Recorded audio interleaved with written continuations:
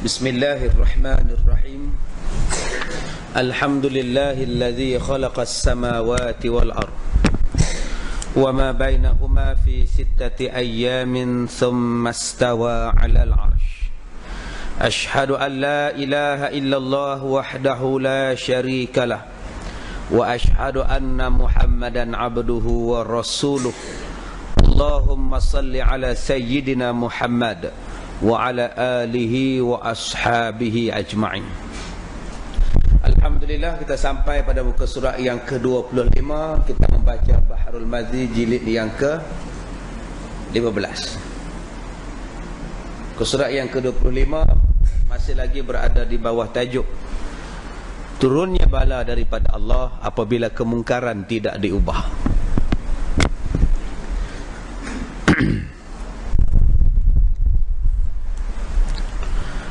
Kata Abu Bakar As-Siddiq, janganlah sekalian kamu, hai orang yang mukminin, paham dan reti ayat sebanyak paham itu sahaja. Sayyidina Abu Bakar membacakan kepada kita satu ayat daripada Al-Quranul Karim yang berbunyi, ya ayyuhalladzina amanu alaikum anfusakum la yadurrukum man dhalla idza ihtadaitum. Yang bermaksud, wahai orang-orang yang beriman, alaikum anfusakum, lazim olehmu atas dirimu apa-apa yang diwajibkan oleh Allah Subhanahu wa taala. Buat apa yang Allah suruh buat dan tinggalkan apa yang Allah suruh tinggalkan. Kata Allah, bila kamu buat benda begitu, la yadurrukum, tidak akan memberi mudarat kepada kamu, man dhalla idza tadaitum, tidak akan memberi mudarat kepada kamu siapa-siapa yang sesat daripada hidayah. Jadi seolah-olah ayat ini memberi faham, kita sembahyang, kita beribadat, kita berpuasa, kita buat diri kita baik pada Allah, meninggalkan segala larangan Allah, maka kalau ada orang buat jahat di sekeliling kita, terus peduli apa? Seolah-olah ayatnya begitu. Sebab itu kata Sayyidina Abu Bakar, jangan kamu faham ayat itu semacam itu punya fahaman. Ayat itu memberi faham kepada kita. Ayat itu memberi faham kepada kita, kita buat amalan kita baik-baik, kita buat jaga diri kita baik-baik, tiadalah kita menanggung dosa orang yang berbuat maksiat. Tetapi kalau kita tidak mencegah, tidak melarang perbuatan maksiat yang mereka buat, bala yang turun kepada kita, bala juga akan turun kepada keseluruhan orang. Dosa mereka memang kita tak tanggung, tetapi akibat daripada itu, akibat daripada dosa mereka, semua pakat tanggung. Ini maksud ayat ni. Kita tak minum arak, apa sebab kita nak dapat dosa minum arak? Kita tidak menjadi pengedar arak, memang kita tak dapat dosa sebagai pengedar arak. Tetapi apabila arak itu diminum di hadapan kita, kita tidak mencegah, penjualan arak, peminuman arak dijalankan secara terbuka, kita tidak mencegahnya, maka dengan sebab itu halal bala Allah turun pada kita. Ginilah maksud ayat tu. Memang kalau dia kata, buat apa aku peduli apa, dia pun nak minum arak, dia pun punya pak saya, memang kita boleh jawab begitu. Tapi kalau Allah murka dengan kita sekali, kena. Baik, kata Sayyidina Abu Bakar, jangan kamu faham ayat itu macam itu sahaja. Yakni dipahamkan apabila kamu berbuat taat seseorang diri dan tiada pedulikan orang yang lain, maka lepaslah kamu daripada siksa Allah. Jangan kamu faham macam itu. Hendaklah jaga-jaga sekalian kamu, ada lagi persoalan atas batang leher kamu. Kata Sayyidina Abu Bakar, jangan kita faham bila kita main masjid, kita main surau, kita buat ibadat, kita jaga keluarga kita elok-elok, kita tidak lagi disoal tentang sekeliling kita. Jangan kita faham kita tidak akan ditanya apa benda yang berlaku di hadapan, di belakang, di kiri kanan kita. Ada lagi soalan pertanggungjawaban di atas batang leher kita, yaitu apabila kamu mempunyai kuasa, kamu boleh melarang orang yang berbuat jahat, tetapi tiada kamu larang, nescaya umum turunnya azab Allah atas sekalian yang berbuat taat dan juga yang berbuat maksiat. Kata dia, siapa-siapa yang ada kuasa, Siapa-siapa yang mempunyai kekuasaan tidak mencegah kemungkaran tersebut, maka umum turun bala pada semua orang, merata kena. Baik yang baik ataupun yang berbuat maksiat, semua kena. Atau hampir turunnya bala kerana Nabi SAW bersabda, wa inni sami'tu Rasulullah sallallahu alaihi wasallam yaqul innan nas idza ra'au az-zalima falam ya'khudhu ala yadayhi aw syaka an ya'ummahumullahu bi'iqabin minhu. Dan sesungguhnya telah aku mendengar Rasulullah sallallahu alaihi wasallam bersabda, sekalian orang bahawasanya sekalian orang apabila melihat mereka itu akan seseorang yang berbuat zalim, tetapi tiada ditegah mereka daripada apa yang diperbuat oleh orang zalim tadi, nescaya hampirlah Allah Ta'ala ratakan mereka itu dengan dera, yakni azab daripada Allah Subhanahu Wa Ta'ala. Inilah jaminan ataupun kata-kata daripada Rasulullah. Siapa-siapa yang melihat satu benda yang tak betul, siapa-siapa yang melihat satu benda yang zalim, dibiarkannya sahaja, tidak dibuat apa-apa tindakan, ditegur pun tidak, dilarang pun tidak, dihentikan pun tidak, apa pun tidak, malah disokong pula, dibantu pula perbuatan-perbuatan zalim dan maksiat tadi, maka kata Nabi, ratalah Allah turunkan bala pada kamu. Apa makna rata di sini? Rata di sini maksudnya Allah Ta'ala bagi azab tu semua orang bekat kena. Yang baik dan yang jahat semua kena. Yang pergi disko dengan yang tak pergi disko kena semua. Apa benda yang Allah Ta'ala bagi rata azab pada kita? Melalui 4 unsur, 4 perkara: api, air, tanah dan angin. 4 unsur ni Allah Ta'ala bagi. Allah Ta'ala bagi unsur daripada apa? Daripada angin. Allah Ta'ala bagi kepada kita taupan daripada angin yang begitu lembut. Kipas angin ni lembut, Allah kuatkan sikit kadar volume dia, maka boleh menerbangkan rumah, boleh menghancurkan segala manusia, tanam-tanaman, habis rosak dengan ribut topan saja. Allah Ta'ala boleh bagi melalui air. Air ni boleh kita botol, dia ikut arahan kita, masuk dalam botol, kita minum air ni. Tapi Allah ubahkan sikit volume kekuatan air, dia mari serang kita, ranap ratus ribu orang mati. Begitu juga dengan tanah. Kita boleh gondolkan bukit, kita boleh tambak tanah, tapi kalau tanah tu Allah kata runtuh, runtuh, tak ada siapa boleh tahan. Allah Ta'ala bagi kepada kita dalam bentuk angin. Allah Ta'ala bagi kepada kita dalam bentuk semua benda ni tuan-tuan. Bila tengok keadaan demikian, boleh jadi rata. Udara kita sebut, cuaca panas, sudah. Yang mari masjid pun kena, yang mari disko pun kena. 40 darjah Celsius paling panas. Lebih panas daripada Kenya, Zambia, lebih panas daripada negara Sudan, Afrika. Negro mari ke Malaysia, ingat tempat mereka panas, mai ke sini lagi panas, balik-balik ke negro mereka. Ni yang kata rata semua, semua kena. Kita yang ada aircon tak apa lah. Ni suruh kita tak ada aircon, bakar apa di bawah tu, tak ada aircon, kita rasa baru panas, ada kipas. Lalu bagaimana orang yang rumah ada kipas pun tak ada, aircon pun tak ada, kipas pun tak sejuk. Ni pasang kipas atas ni sampai 5. Kalau ada kipas tu boleh pusing sampai 10, dia pusing 10. Pasal tak ada, pun tak sejuk, duk panas lagi. Sampai ada orang yang ambil tikar, ambil bantai, tidur depan peti ais. Dia buka peti ais tu, dia tidur situ. Dengan anak pun main tempek sekali, bini dia pun main duduk di dapur. Panas kata buka peti ais. Anak hak 2 tahun pun main juga, lala kerabat duduk di atas bagi hak beku anak dia. Pasal cuaca panas. Ni yang kata bala. Ni yang kata bala. Tuan-tuan dulu kata apa? Tuan-tuan dulu kata equinox kah? Kalau tuan-tuan dulu kata ni cuaca, tuan-tuan dulu kata apa? Benda ni bala. Sudah. Depa ramal hujung bulan Mac baru hujan turun. Lah 3 hari kemarin hujan turun pula dah. Ramalan ahli sains pun lari. Cuaca panas ini dijangka sehinggalah akhir bulan Mac dan diminta kepada orang ramai supaya jangan mengadakan pembakaran terbuka. Dia jangka kemarau sampai bulan Mac. Saya datang tadi sepanjang jalan hujan. Ada satu tempat di Pahang banjir pasal hujan turun. Tengah-tengah duduk panas. Cuaca yang kita tak boleh duga. Lepas ni apa pula? Paksai apa? Kata Nabi, paksai kemungkaran tidak dicegah. Malah dibiar, digalak. Dulu orang minum arak dalam bangunan, dalam premis. Sekarang di luar premis.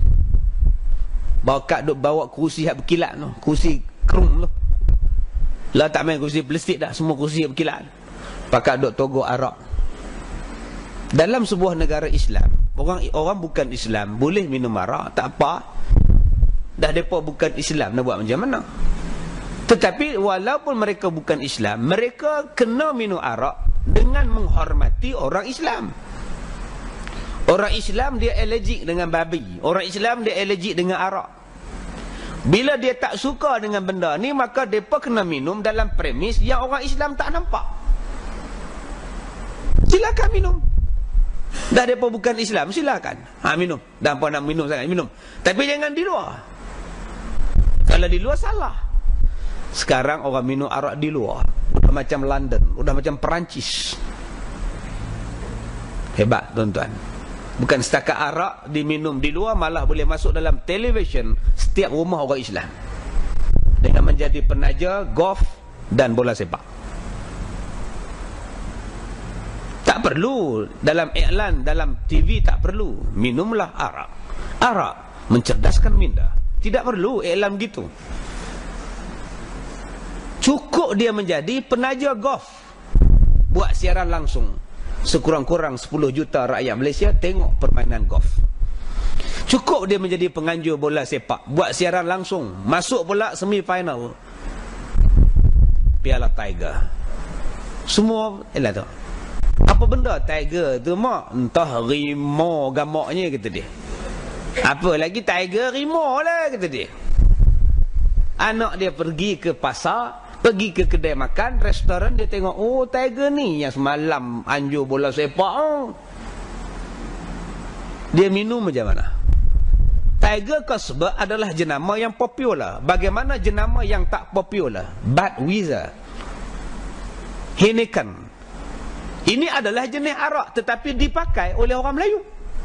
Dipakai sebagai baju, dipakai sebagai pakaian, dipakai sebagai tempat jual burger, stall burger tu, hak payung tu.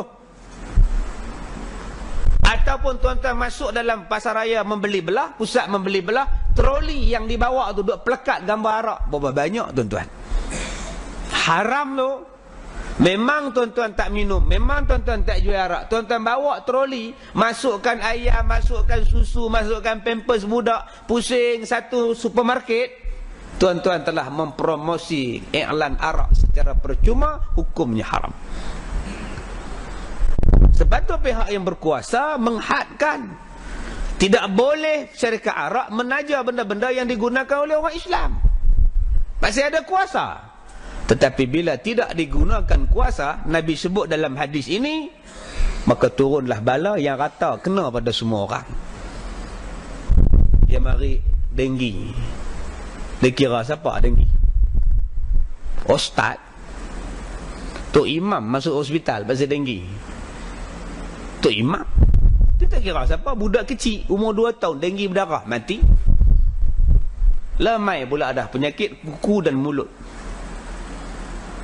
Beratih budak-budak sekolah jangan pergi tadika. Pasal kuku dan mulut merebak di tadika.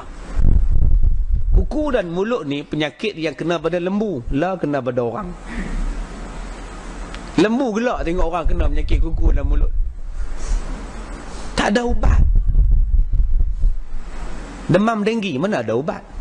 Buat masuk air je berbotol-botol. Bukan ada ubat.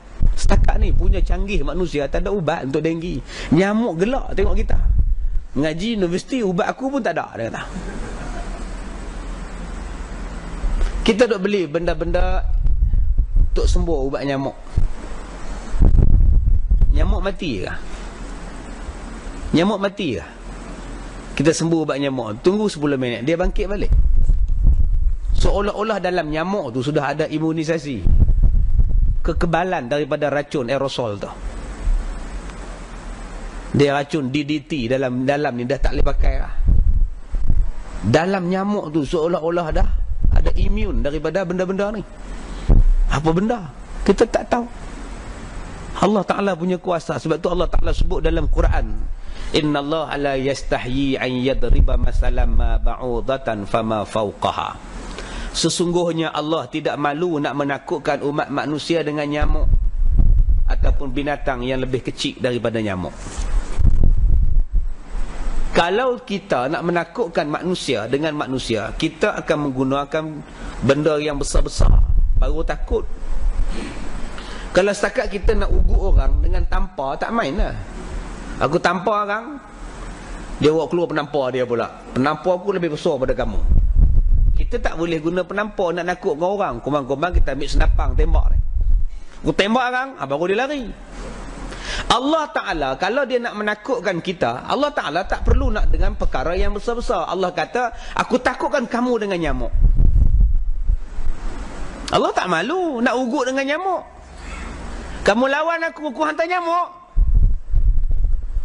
Kalau saya ugut tuan-tuan lawan saya hantar semut. Tuan-tuan gelak tak? Gelak apa semut, hantarlah rimau, boya, takutlah juga.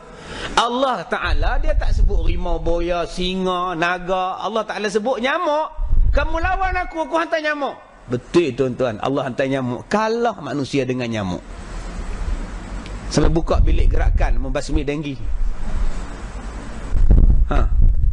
Kalah tuan-tuan, mati manusia, berdarah hidung, berdarah kulit. Ataupun Allah Ta'ala hantar binatang yang lebih kecil daripada nyamuk. Virus, kuman Allah sebut, yang lebih kecil daripada nyamuk. Ni kuman. Kuman selesema burung. Kita tak ada ubat. Habis ayam kena bakar, kena sembelih. Burung sesemua batuk, syeh batuk. Allahu Akbar. Ni bila main tsunami baru ni, orang tak nak makan ikan, sotong pun tak nak makan, orang makan ayam. Allah ni maha adil. Masa datang semua burung dulu, orang meniaga ayam tutup kedai, orang tak nak makan ayam. Bila main tsunami pula, meniaga ikan pula tutup kedai, hak meniaga ayam untung pula. Oh, adil Tuhan ni. Dulu hampa belagak kami, lah hampa tutup kedai ayam pula laku. Allah maha adil tuan-tuan. Baik, kata Abu Isa bermula ini hadis hasan lagi sahih. Negeri yang penuh dengan kejahatan lebih utama Allah Ta'ala turunkan bala. Penuh dengan kejahatan ni apa? Tak tahu, tuan-tuan boleh bayang sendiri. Kitab ni kitab baru. Kitab ni tak lama, dalam lingkungan 70 tahun. Dia tak macam kitab-kitab orang Patani. Dia tak macam kitab-kitab Arab yang ditranslate kepada bahasa Melayu yang usianya ratus tahun, yang menggunakan bahasa lama untuk ratus tahun punya bahasa. Pagi tadi saya baca kitab Bari iaitu tulak pada 30 orang. Depa saya pun tak faham, depa pun tak faham. Ni apa ni? Saya pun tak faham. Bahasa kitab lama. Depa lagi tak faham buat-buat tu. Kitab yang kita baca ni kitab yang baru, bahasa baru. Baru sekitar 68 tahun umur kitab ni. Baru lagi lah walaupun dah tua. Maknanya tuan-tuan, kalau saya tak ada pun tuan-tuan boleh baca sendiri di rumah, tuan-tuan boleh faham apa maksud negeri yang penuh dengan kejahatan, negeri yang penuh dengan maksiat. Selang sebiji kedai arak, selang sebiji kedai judi. Itu maksud dia. Buka televisen program maksiat, buka surat khabar hiburan melampau-lampau. Pergi ke taman, kejadian jelek banyak berlaku. Pergi taman bunga, banyak maksiat berlaku. Masuk pasar raya, supermarket, tengok pakaian mendedahkan aurat berlambak-lambak. Pergi ke stadium bola, tengok puluh ribu tak semayang. Ini negeri yang dikatakan penuh dengan kejahatan. Maka kata Nabi, negeri yang macam ni diutamakan turun bala. Dengan kerana dalam hadis tadi menyebutkan orang yang melihat seseorang yang berbuat zalim serta dibiarkannya, nescaya umum kena bala. Sama ada orang yang taat ataupun orang yang maksiat. Timbul persoalan. timbul persoalan, kenapa orang yang berbuat taat pula yang kena bala?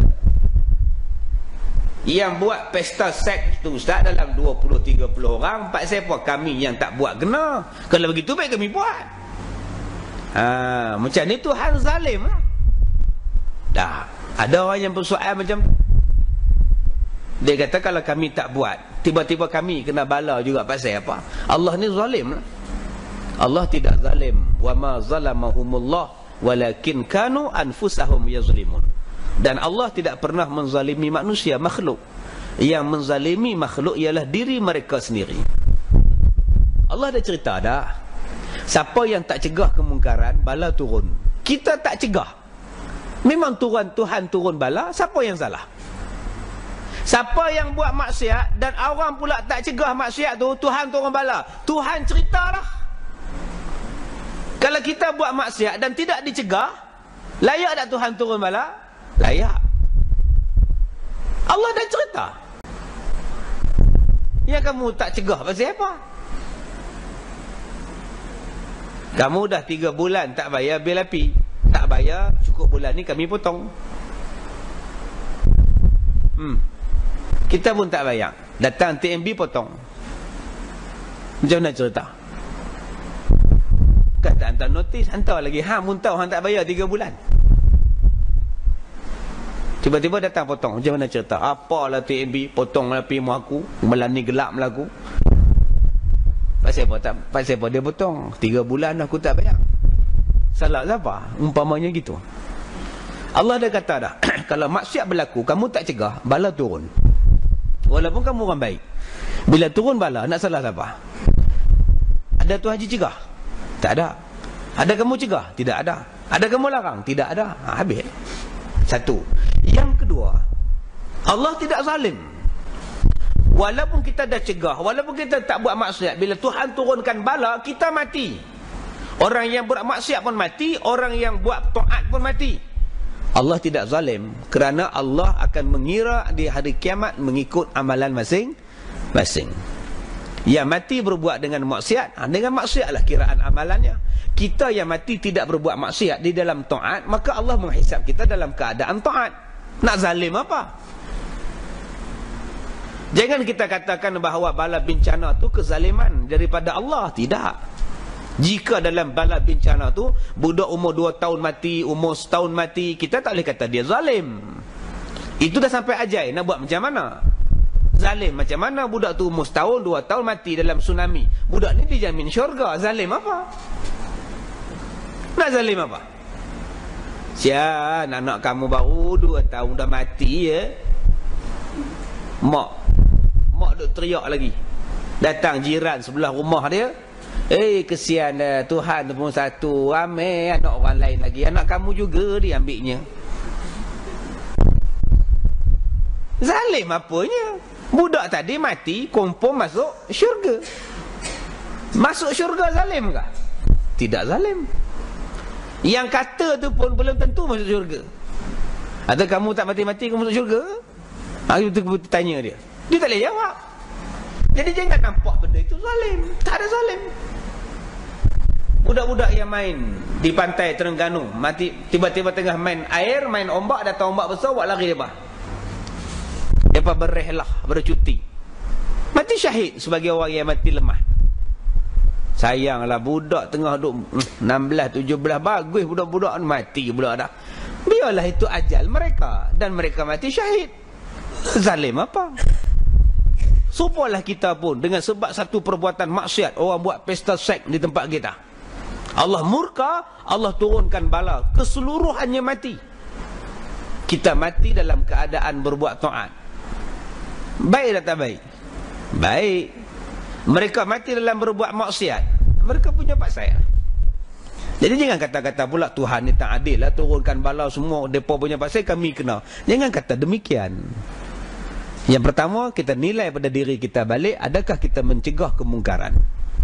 Kalau kita dah cegah kemungkaran, mereka buat juga, ditakdirkan kita terlibat dalam bencana tersebut, maka itu bukan kezaliman daripada Allah. Itu tandanya Allah kasih kepada kita, masukkan kepada tempat yang baik di hari kiamat. Mudah-mudahan. Baik. Dengan kerana itulah dalam hadis ini menyebutkan orang-orang yang melihat orang yang berbuat zalim serta dibiarkan nescaya umum kena bala orang yang taat dan orang yang maksiat. Maka pada negeri yang penuh dengan kejahatan dan maksiat dan segala kerja yang keji pada syarak, tidakkah lebih utama turunnya beberapa bala manakala tidak dilarang dengan sebenarnya. Dia kata dua benda ataupun dua pihak yang kena bertanggungjawab. Yang pertama ialah ulama. Ulama-ulama membisu. Bila maksiat berlaku, ulama membisu. Di Perak, mufti larang syuh heboh. Alhamdulillah, syuh heboh cancel di Perak. Patut 5 dan 6 Mac cancel, mereka pergi buat perlih. Perak cancel. Selama 6 bulan ni tidak ada perayaan. Kita ucap tahniah lah pada kerajaan negeri Perak. Buat satu tindakan. Tak nak buat konsert, tak nak buat perayaan besar-besaran. Mengenang balik orang-orang yang tsunami. Ada lagi orang yang tsunami yang belum jumpa lagi. Okey lah. Orang tak ada. Tak ada lah. Syuh heboh tak ada di Perak. Nampak muka tuan-tuan sedih. Macam tak puas hati. Mana tahu aku nak pergi sana, nak tengok syuh heboh. Yang terbaru di Terengganu. Di Terengganu, kerajaan Terengganu membenarkan buat karnival, tapi konsert tak dibenarkan. Alhamdulillah, koman-komannya ada juga. Walaupun Terengganu tak terlibat secara khusus dalam tsunami. Perlis yang terlibat secara khusus buat juga. Tu kalau Tuhan turun bala macam mana? Perlis, Kedah, Penang ni negeri hak di Malaysia yang terlibat kena tsunami. Patut ambil lah yang tibat. Kita tak larang masalah syuh heboh ni. Tuan-tuan nak pergi syuh heboh, sekadar nak pergi gerai-gerai jualan, nak temu dengan penyampai berita, silakan. Yang kita tak setuju ialah adanya konsert, ada nyanyian. Yang ni yang kita bantah. Kalau setakat nak buat macam pasar minggu, silakan. Bernas buka gerai, orang jual biskut buka gerai, orang jual telefon buka gerai, nak jualkan barang-barang mereka, tak larang, silalah jual. Tapi perlu apa ada konsert? Perlu apa panggil penyanyi menyanyi sampai 12 tengah malam semayang, tidak apa pun tidak campur lagi perempuan? Perlu apa? Dia kata, ustaz, perlu. Hiburan tu kan naluri. Setiap manusia perlu berhibur. Baik, kalau nak berhibur, tidakkah boleh mengadakan konsert Islam? Panggil kumpulan-kumpulan nasyid, kemudian sertakan sama malamnya forum perdana. Salah apa? Tak ada siapa bantah. Silakan buat. Masalahnya ialah manusia jadi lalai. Sebab tu anak-anak Melayu gagal mendapat keputusan yang baik dalam setiap kali peperiksaan. Kerana anak-anak Melayu kita dihabiskan masa dengan hiburan. Berbeza dengan anak bangsa lain, mereka tak pergi konsert syuh heboh. Ketika besar-besaran konsert syuh heboh di Stadium Bukit Jalil tahun lepas, masyarakat India berkumpul di Batu Cape untuk buat sembahyang hajat bagi mereka untuk meluluskan anak-anak mereka dalam UPSR. Mereka pergi minta kat tokong mereka. Tak tahulah mereka baca apa, tapi yang pasti mereka tak baca Yasin lah. Mereka minta mak-mak pak mereka ni pergi berkumpul untuk dapatkan anak-anak mereka ni jawab UPSR dengan baik. Hari yang sama orang Melayu berkumpul di stadium untuk menyanyi. Lagi 2 hari nak periksa baru berkumpul di masjid baca Yasin. Siapa nak makbul doa? Rizak daripada UPSR. Di mana kedudukan anak-anak Melayu? Anak Melayu hanya cemerlang di sekolah asrama penuh. Sekolah yang tak ada asrama ataupun semi penuh, apa jadi? Tak jadi apa. Bila ulama tegur, ulama dia kata jumud, beku, tak maju. Tsunami berlaku pun pasal ulama beku. Tsunami berlaku, ulama salah, dia kata. Ulama ni jumud, tak moden. Kalau anak murid di sekolah melawan cikgu, jadi biadab di sekolah, salah siapa? Yang bertanggungjawab siapa? Cikgu. Kalau orang tu sakit di hospital, tersilap bagi ubat, salah siapa? Doktor. Kalau dia pakar tentera, tersilap melepaskan bom, meletup satu batalion, salah siapa? Salah pengurusan tentera. Kalau dia buat bas ekspres, langgar bas ekspres yang lain, mati 80 orang, salah siapa? Salah driver bas. Kenapa dalam semua benda nak salahkan ulama? Siapa yang bertanggungjawab? Dialah yang salah. Dia yang perlu dipertanggungjawabkan. Ulama dalam bidang agama menasihati, mengajar. Sains ahli sainsnya, tentera ahli tenteranya. Takkan ulama nak duduk semua tempat, the right man on the right job. Takkan ulama macam saya, ustaz macam saya ni nak pergi duduk tempat saintis, nak pergi cek kuman apa, ubat apa. Bukan kerja saya. Kerja saya mengajar hukum. Ketika kejadian gempa bumi di Aceh 8.59 pagi, tsunami melanda di Malaysia pukul 12 tengah hari. 4 jam tsunami bergerak ke pantai Malaysia. Jabatan Kaji Cuaca, Jabatan Alam Sekitar tak dapat mengesan kejadian tsunami. Takkan ini salah ulama? Ni ulama punya pasal kami tak dapat kesan ni. Apa pula? Ulama bukannya ada komputer, bukan ada satelit di tangan. Apa punya bahalul orang boleh buat kenyataan macam ni? 4 jam ombak bergerak dengan kelajuan 500 km sejam. Tak dapat dikesan, habis orang mati di Batu Perenggi. Ulama punya paksai, kan pelik punya ni tuan-tuan. Subhanallah. Ulama, kalau ulama tidak menegur, alhamdulillah di Malaysia ulama-ulama masih menegur. Terlebih tegur ke dalam. Yang kedua kata dia ialah pemimpin. Jika pemimpin tidak menegur, tidak melarang, halai Tuhan turunkan bala. Dua golongan ini Allah tengok, al-ulama wal-umara, ulama dan pemimpin. Dua benda ini baik, baiklah umat. Dua benda ini tak baik, jahatlah umat. Ni tuan-tuan buka ni, muka surat 24 tu. Bukan saya kata, hadis Nabi kata. Tak ditegur dua-dua benda ni, apa jadi? Rosaklah semua dia. Buka muka surat 24 tu, baca. Baik. Kemudian, maksiat itu tidak harus didiamkan. Siapa yang mendiamkan maksiat, kalau dia ulama, dia dipanggil sebagai syaitan bisu. Itu dia. Siapa yang dia tu ulama, dia diamkan maksiat yang haram, dia diam, tak kata apa. Nabi perumpamakan dia setan bisu. Setan, tuan-tuan. Baik. Sesungguhnya dengan hadis tadi menunjukkan tidak boleh, tidak harus, maksudnya tidak boleh. Tidak boleh didiamkan daripada melarang perkara-perkara mungkar. Tak boleh dia. Ini hak depa nak buat Suruhanjaya antara agama ni. Yang nak meletakkan Islam sebaris dengan agama-agama yang lain. Ini benda yang patut tuan-tuan tentang. Tuan-tuan di sini macam-macam jawatan. Pengaruh, gunakan pengaruh dan jawatan tuan-tuan untuk tentang benda ni. Nak meletakkan agama Islam sebaris dengan agama lain di bawah satu Suruhanjaya. Sedangkan Islam bila sebut sebagai agama resmi, Islam adalah yang tertinggi. Ada cadangan yang nak buat, nak mencampur, mereka nak mencampuri urusan agama.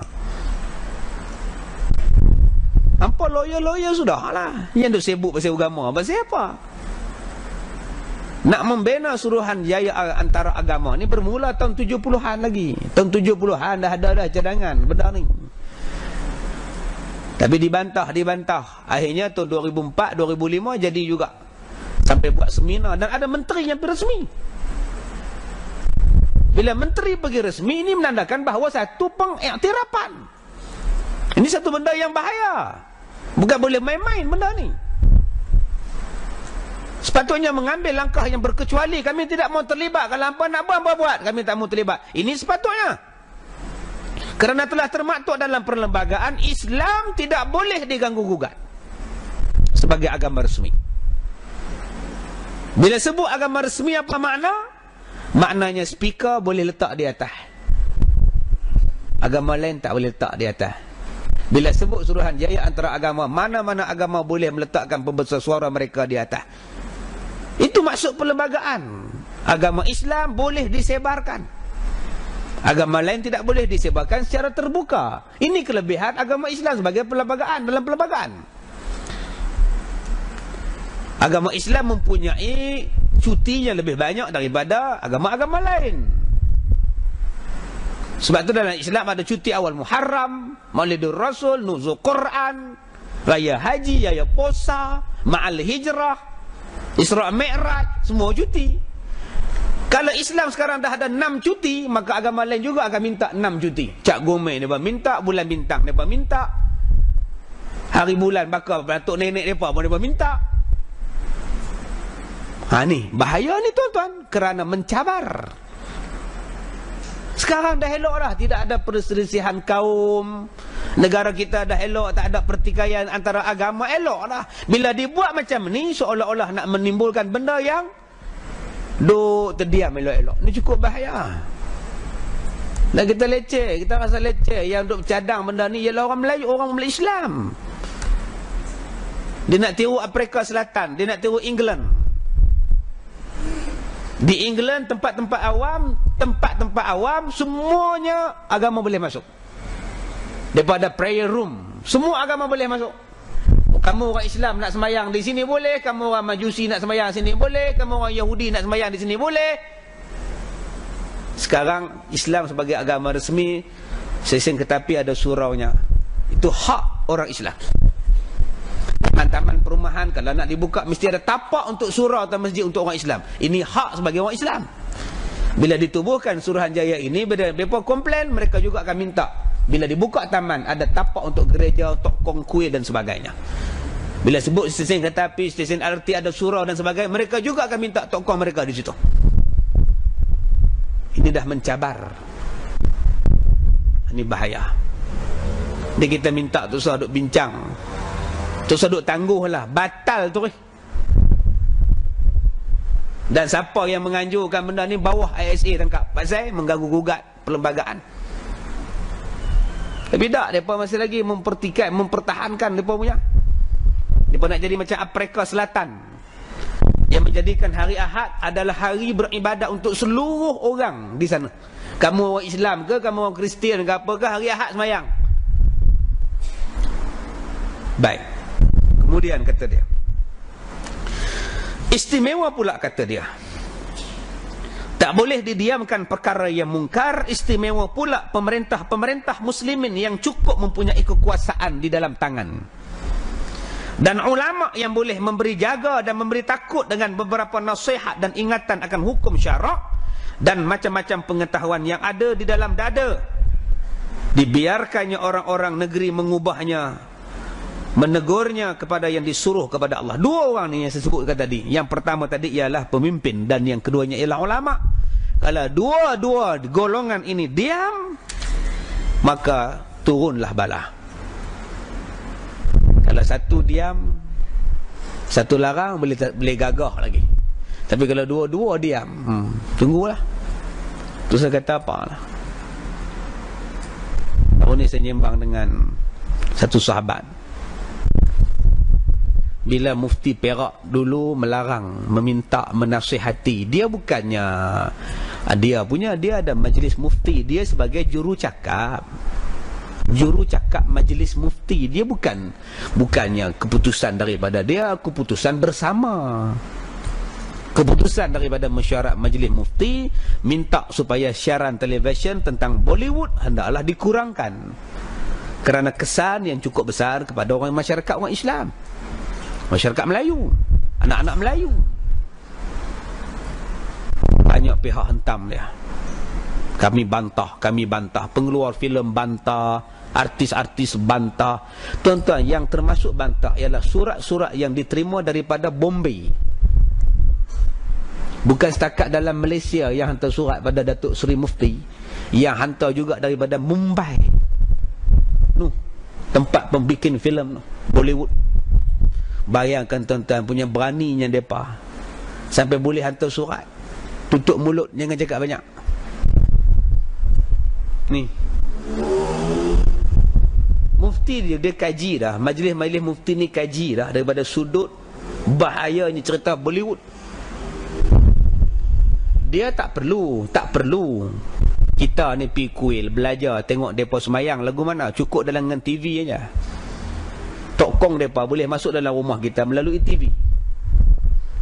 Cara nak sembah, cara nak doa semua. Cara nak menikah, pi keliling nunggu Nabi. Berapa banyak anak-anak Melayu kita yang nak menikah dengan style tu. Kita dah tiru dah, anak-anak Melayu kita tiru dah hak lukis di tangan semua tu, hak kaju duk lukis dia melukis. Dulu kalau kita menikah waktu malam, kita tukar pasal pakaian kebarung, kebaya, gaun. Sekarang tak adalah, buat suasana Bollywood. Kita tak heran satu hari nanti akan ada orang Melayu kita yang menikah, lepas dia angkat nikah di masjid, dia pergi ke rumah dia buat pernikahan mengelilingi unggun api. Pasal Shah Rukh Khan buat dia kata. Shah Rukh Khan orang Islam, pasal apa dia menikah cara Hindu? Maknanya boleh ha? Dia buat. Benda ni tak mustahil berlaku. Ditambah kejahilan kita, kejahilan masyarakat Islam zaman sekarang. Dan dalam filem-filem Bollywood tu segala permintaan hero ditunaikan. Kalau makwa dia, kalau heroin tu masuk dalam hospital sakit, dia ugut doktor tu, zindagi hai, apa hai, semua dia sebut. Mesti bagi lega makwa aku ni. Doktor kata sabar sat dulu, bini hang teruk accident. Hero tu buat apa? Dia start motor, dia pergi kuil. Dia maki pula dekat tokong dia. Haram jadi hai, dia kata celaka hai, dia sebut. Kalau hang tak bagi lega kekasih aku tak sembah hang dah. Oi, bunyi kilat berdentum, pompang. Macam tokong tu marah tu. Ceng kata, oi. Dia pun lari ke hospital balik. Doktor pun baru buka dia punya mask. Mubarak kata dia. Berjaya. Dia pun pergi ke tokong balik, baru dia sembah balik. Terima kasih lah, nampak. Ini bahaya tuan-tuan. Kita bimbang anak kita besok menghadapi masalah. Dia pergi ke tokong, dia pun sebut macam tu. Dia tak main ke masjid. Pasal apa? Pasal dia nampak dalam filem apa yang dibuat oleh hero menang dapat. Dalam drama Melayu tak. Bila sebut cerita agama mesti ajaran sesat. Dia pun nak percaya apa dengan agama. Dah, cereka sempena dengan Ma'al Hijrah. Saksikan kembali ke pangkal jalan. Mesti dia cerita ajaran sesat. Pakai serban mesti sesat. Pakai jubah mesti sesat. Pelakon dia M. Rajuli. Macam mana mereka nak ambil Islam? Tak ditunjukkan langsung Islam tu baik. Dalam filem Fenomena, lakonan Search, orang kampung bantah. Mereka ni buat konsert dalam kampung. Tok Imam bantah. Pasal apa buat di sini yang kami nak mengaji, kami nak sembahyang. Dalam filem Fenomena. Di akhir filem itu, Tok Imam tadi pergi jumpa dengan kumpulan Search, minta maaf, buatlah konsert apa. Yang ma'ruf tunduk pada yang mungkar. Ini yang berlaku. Sebab tu kita tak heran. Sa kata batal saman orang yang duduk dalam disko, Allah Ta'ala turunkan panas 40 darjah Celsius pada kita. Dah confirm duduk dalam tempat orang minum arak. Dah confirm duduk dalam disko bercampur laki perempuan dengan pakaian menjolok mata. Tiba-tiba dikanselkan pendakwaan pada mereka.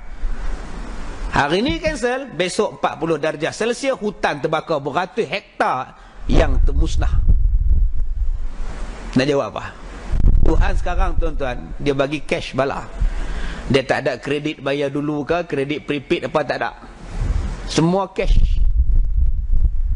Dia mana ada? Tuan-tuan buat hari ni, sampailah. Buat hari ni, sampailah. Sebab tu kita perlu takut pada Allah Subhanahu Wa Ta'ala dengan sebenar-benar takut. Sesungguhnya zaman kita ini ialah zaman yang sehabis-habis cukup perkara larangan syarak. Merata negeri dan desa. Tuan-tuan, ni yang kata Allah Ta'ala ni maha bijaksana. Ilmu ni rezeki tuan-tuan. Tuan-tuan jangan nampak air fama ni je rezeki. Jangan nampak no, saya turun tadi bawah, saya cek di bawah no, makanan apa, bihun ada, keropok ada bawah no, rezeki no. Kalau mereka tak curi lagi lah. Ada satu masjid tuan-tuan buka puasa, mereka buka puasa kurma minum air 2 gelas, segelas. Nasi dia pun simpan letak dalam bawah lapik paper tu. Habis makan kurma 2 biji, gelas air segelas, dia pun naik sembahyang maghrib. Turun pada sembahyang maghrib, lauk hilang kena curi. Hilang tuan-tuan lauk. Makji tu ada 3 orang makji teriak menangis. Kawan lapak buka puasa tak ada, menangis balik rumah nasi tak masak. Lah jahatnya orang. Kita ingat depa curi besi buruk aja. Nasi pun depa balun. Dan kita doa pada Allah Taala selamatkanlah nasi di bawah tu. Tu yang ramai tak khusyuk sembahyang. Habis wirid tak ada doa, turun cup dululah. Bukan kata makanan tu saja rezeki tuan-tuan, ilmu pun rezeki. Makanan kita hak di bawah nu siapa sponsor kita ucap tahniah lah, syukur pada Allah, terima kasih banyak-banyak. Yang datang malam ni adalah rezeki dia. Itu makanan. Berapa ramai yang tak ada makan, pasal tak dapat rezeki. Begitulah kita dengan ilmu. Bukan semua orang dapat ilmu. Ilmu pun rezeki daripada Allah. Siapa yang berusaha dapatlah makanan. Siapa yang rajin bekerja dapatlah rezeki, gaji. Begitulah dengan ilmu. Kalau dia rajin berusaha, dia rajin menuntut ilmu, dapatlah dia ilmu, maka dia itu rezeki. Ni tok guru kita ni, dia ni seorang ulama besar, dia dapat rezeki. Rezeki apa? Ilmu. Walaupun dia tulis kitab ni, usia dia sekarang kitab ni berusia 68 tahun, tapi usia 68 tahun itu dia telah nampak apa yang akan berlaku di zaman kita. 68 tahun maknanya tahun berapa? 30 berapa? Kitab ni tulis tahun berapa? 37. Lebih kurang lah. Tahun 37 habis kitab ni ditulis. Tahun 37 ada apa? Tahun 37 di tanah Melayu ni ada apa? Tak tahu. Hutan banak lagi. Kereta pun tak ada lagi, jarang-jarang. Duk pakai lancar, kereta kuda, yang kereta lembu je. Apa ada? Panggung wayang confirm tak ada lah. TV lagi tak ada. Apa yang ada maksiat? Tak banyak. Tapi dia dah nampak ada apa yang berlaku sekarang. Dia ditulis ni, dia kata sesungguhnya zaman kita ni zaman yang sehabis-habis cukup perkara larangan syarak. Seolah-olah dia tahu inilah yang dipanggil hidayah, yang dipanggil ilham. Sebab tu kalau tok guru cakap, kalau ustaz cakap, dengar diam, ikut. Susah duk bantah dia. Apa yang dia cakap tu dia tahu, dia fikir, dia kaji dah, buatlah. Kita buat sudah. Sekarang ni pasti kita suka tanya balik, apa ni pelik betul lah. Kita suka macam tu. Kita suka bertikai. Pasal kita anggap kita bijak pada dia. Memang kita bijak daripada satu sudut, tapi mungkin kita tak dapat hidayah daripada Allah yang dipanggil ilham. Kita tak dapat, dia dapat. Entah dia bangkit sembahyang malam, dia doa pada Allah, dia bangkit qiyamul lail, tahajud pada Allah, Allah bagi ilham pada dia, Allah bagi petunjuk pada dia. Mana kita tahu? Apa yang dia cakap kita buat, selagi mana benda tu tak salah pada syarak, ikut aja. Ni dia sebut ni, dia kata merata di zaman kita seperti hari ni seperti zina. Berterang-terang disediakan nyata-nyata tempat rumah sundalnya. Betul tak betul? Betul ya? Betul, kita berjalan lah tuan-tuan duduk Kuala Lumpur ni, apa tak ada bukit bintang. Jalan kalau rajin, malam-malam pukul 10, pukul 11, pukul 12, pukul 3. Menceretek duduk tunggu dekat kaki-kaki 5. Hak daripada perempuan bertulen sampai perempuan tak tulen. Kita lalu, ada saja yang hak teguk kita, brother, mau ayam kah? Kita tanya dia balik, ayam apa? Ayam percik. Ayam lah, moy lah. Ayam percik pula nak buat apa? Mana aku tahu, aku ngawang percik. Dia tanya direct tuan-tuan. Dah malah RM30, RM20, RM50. Ni yang kita baca dalam surat khabar hari ni, Harian Metro. Satu perempuan anak 9 ditangkap kerana berzina dengan lelaki umur 37 tahun bukan Islam. Anak 9 umur 51 dengan laki-laki India umur 37 tahun. Bila hakim jatuhkan hukuman, dia minta supaya dijatuhkan hukuman dengan dikurangkan hukuman. Pasal dia kata dia terpaksa bekerja, suami dia sakit. Suami sakit, dia terpaksa bekerja. Apa kerja dia? Itulah tadi. Kesian tuan-tuan. Apa nak jadi zaman kita ni? Terang-terangan Bukan setakat zina terang-terangan, rogol terang-terangan. Baru 24 hari bersalin, datang 2 perompak main rogol dia. 24 hari baru bersalin, tuan-tuan bayang. Luka, sakit bersalin pun tak hilang lagi. Bekas jahit tu pun, ish, Allah. Anak sulung pula tu. Suami dia kerja belah malam, pak saudara dia pula kerja daripada lori. Bila tengok dua-dua laki-laki ni dah keluar daripada rumah, perompak pun datang.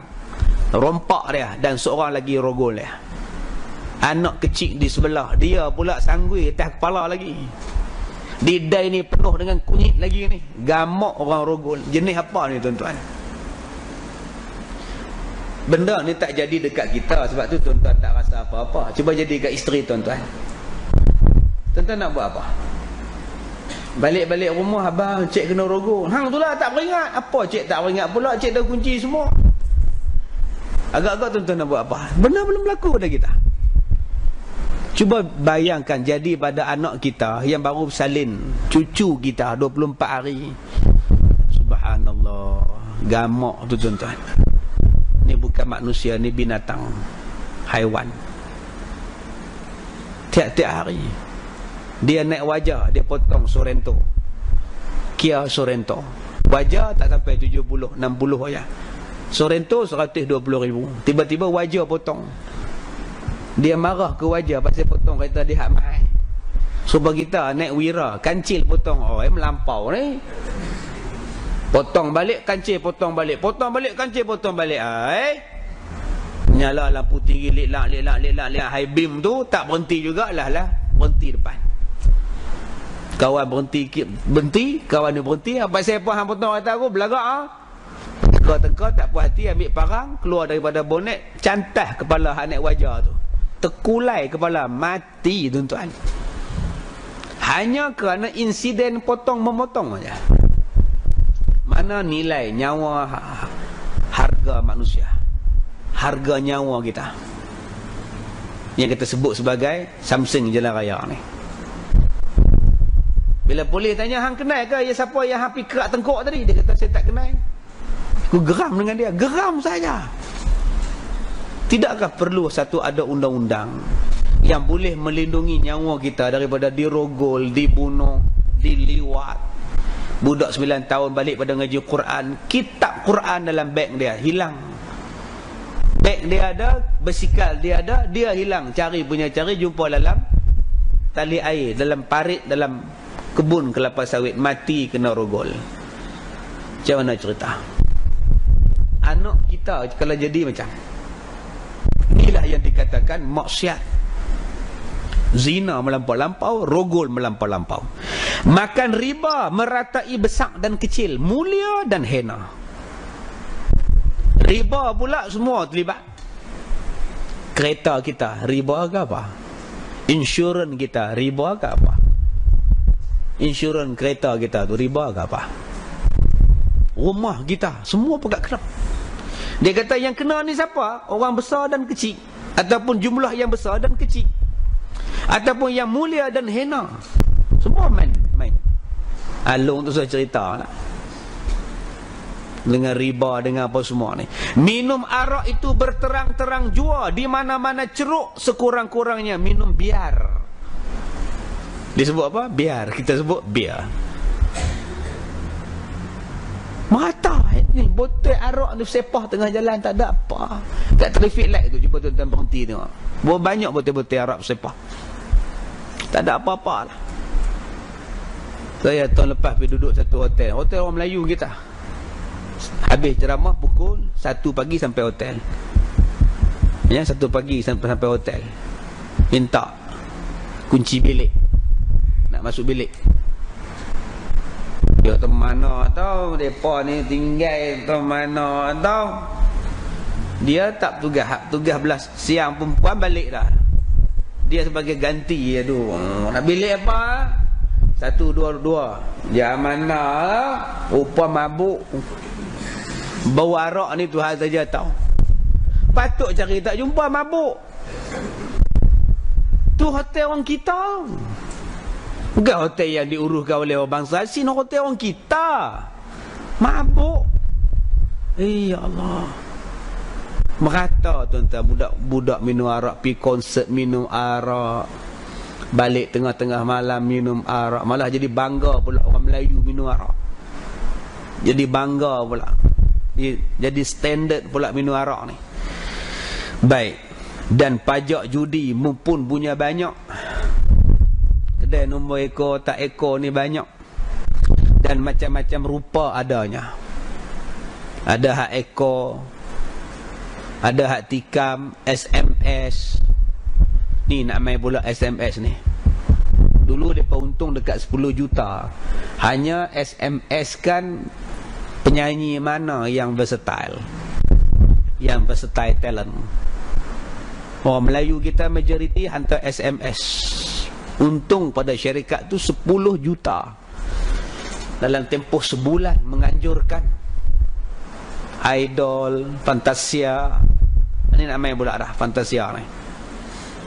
Berapa banyak air mata yang nak dicurahkan, bertantan.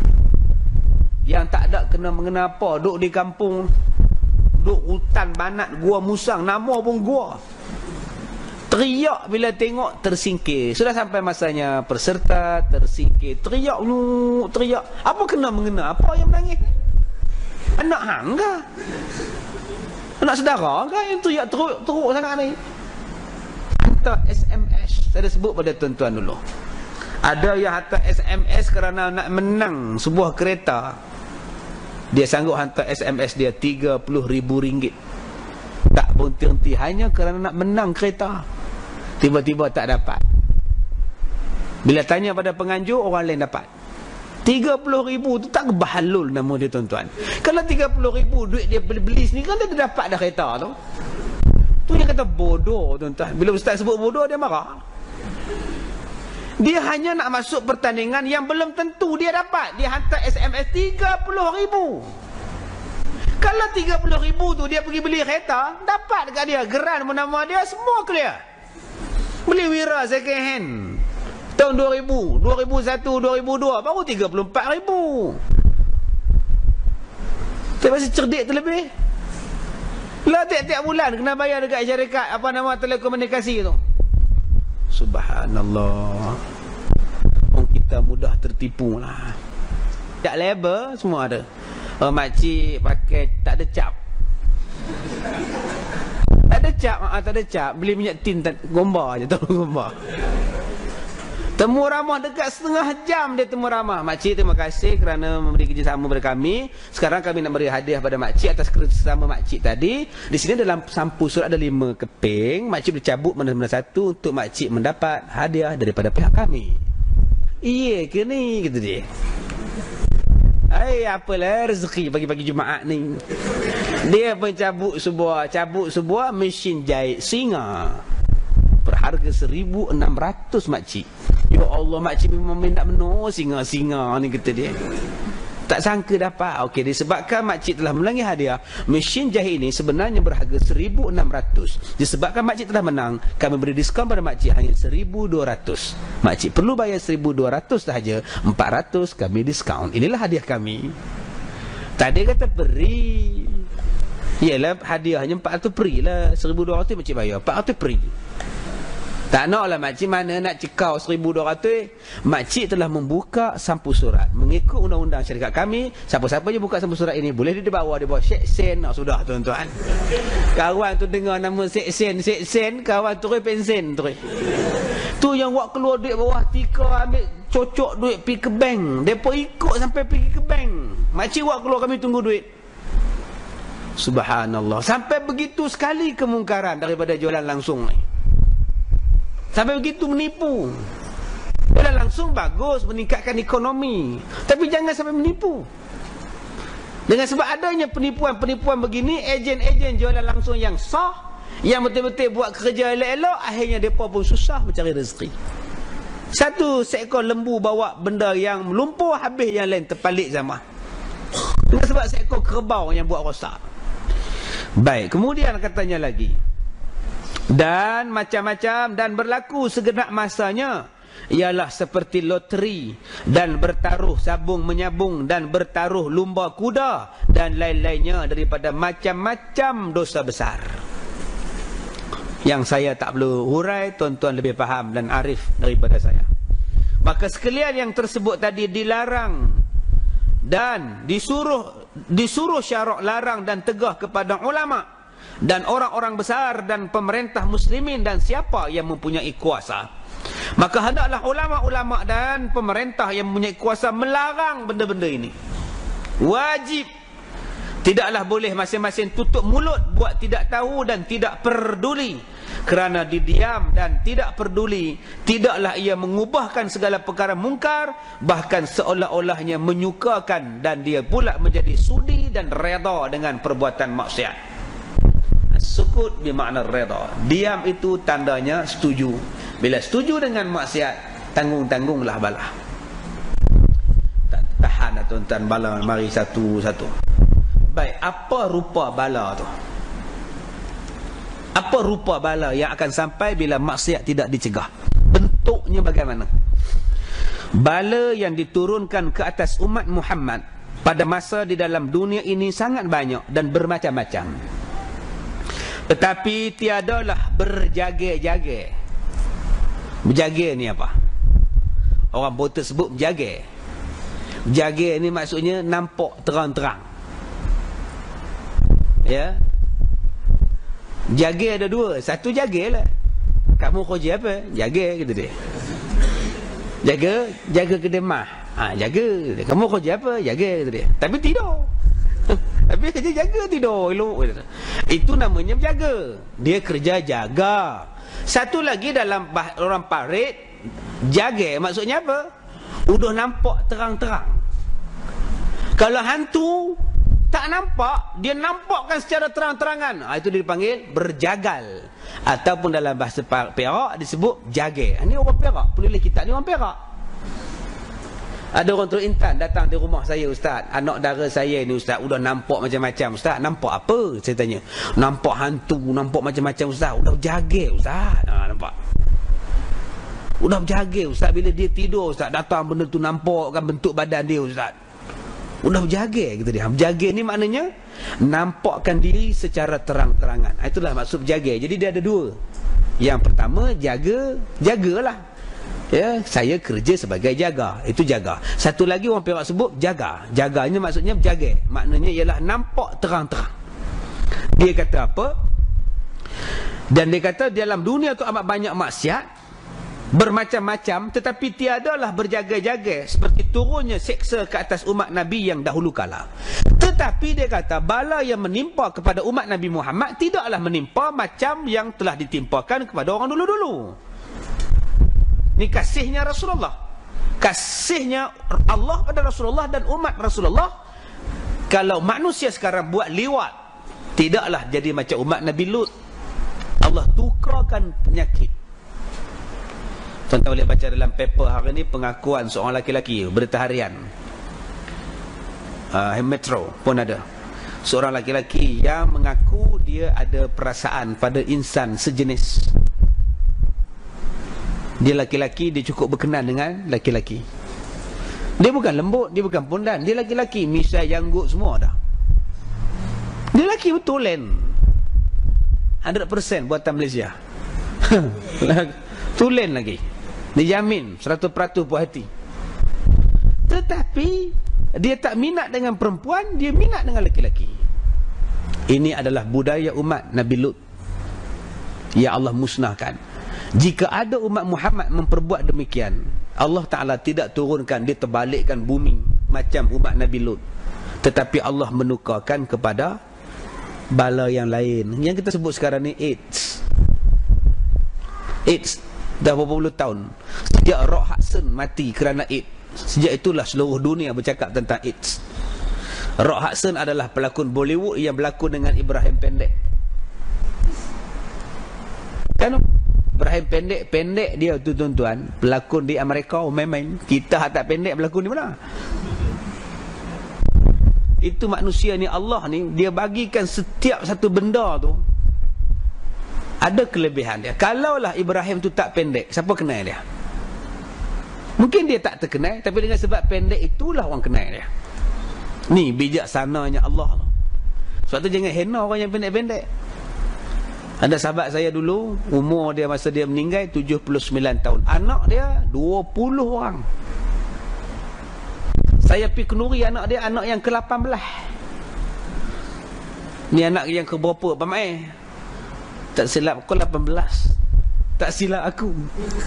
Dia pun silap. Anak ramai sangat. Yang ke-18 kata dia. Orang Banjang. 18, 20 anak. Kalau tuan-tuan tengok, orang dia pendek, halus je. Tinggi hak baru saya je. Anak 20. Nampak tu. Kita hak tinggi dekat tiang elektrik, anak tak ada. Allah. Sebab tu jangan hina orang. Ya, jangan hina orang. Semua yang Allah Ta'ala bagi tu ada ketentuan. Ya, baik. Jadi sebut di sini, tidaklah diturunkan bala, dilenyapkan bumi ke bawah, naik ke atas, ataupun yang ke bawah turun ke atas, ataupun yang ke atas turun ke bawah. Dan seperti tufan, kita sebut taufan. Hindustan pun sebut tufan. Melayu pun sebut tufan, bahasa Melayu sebut tufan, bahasa Arab sebut tufan, bahasa Hindustan pun tufan. Bahasa Hindi, Urdu. Ya, kalau tuan-tuan tengok tufan, lakonan Amitabh Bachchan. Tufan dia berlakon. Tufan Nabi Allah Nuh alaihissalam. Tetapi diturunkan Allah bala dengan tiada nampak. Macam mana? Memang Allah tak turunkan bala seluruh dunia banjir. Tapi Allah turunkan bala dalam bentuk yang manusia tak perasan dan tak nampak. Bahkan tiba-tiba merasai deranya, adanya susah. Tiba-tiba akhaznahum baghtatan. Bala yang sampai pada kita, kata dia, diturunkan secara tiba-tiba. Tsunami, siapa sangka? Siapa sangka tsunami? Orang yang tangkap ikan mendapat hasil 5,000, 3,000 sekali tangkap hasil. Yang tak pernah dapat ikan banyak, rupa-rupanya tsunami nak datang. Ikan pakat lari keluar habis dah. Tak dapat rasa, tiba-tiba dia main. Dan adanya datang susah. Susah tu apa? Susah daripada rezeki, susah daripada hidup. Kita beli kereta Proton, tengah duduk tunggu dalam kereta, isteri kita pergi beli pampers anak, kita tunggu dalam kereta, parking tak ada, tunggu. Datang satu orang, cik, kunci, sila kunci, tutup enjin. Dia pun buat keluar pembaris, parak, terbuka kunci hak kita, kereta kita tadi ni.